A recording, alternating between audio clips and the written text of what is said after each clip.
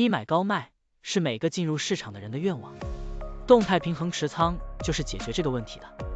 举个例子，就是保持现金和股票始终是50%比50%，当价格下跌的时候就买入一些，当价格上涨的时候就卖出一些。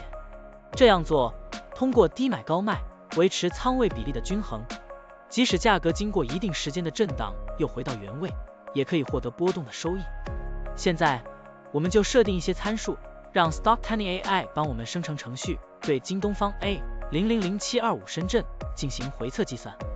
设定参数如下：检查间隔，每周五按照收盘价检查一次；价格梯度，每变化10%就启动买入或者卖出操作；运行时间从2023年1月1日到2024年4月30日；交易手续费设定为0.30%。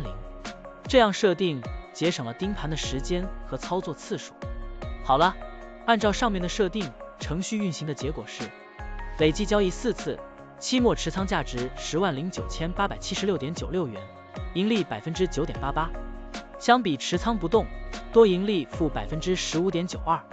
如果你希望更频繁的交易，可以把参数修改为持股仓位70%，每天按照收盘价检查一次持仓，每变化5%就进行平衡，这样就可以得到新的回测结果。累计交易18次，期末持仓价值117851.09元，盈利17.85%，相比持仓不动，多盈利负7.95%。股票的波动特性不一样，盈利效果就不同，参数设定不同，盈利效果也会不同。怎样找到最优的组合呢？请评论区留言，让 Stocktiny AI 来帮助你。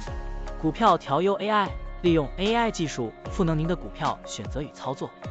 本站内容不构成对任何人的投资建议，您应当基于自己的独立判断做出决策。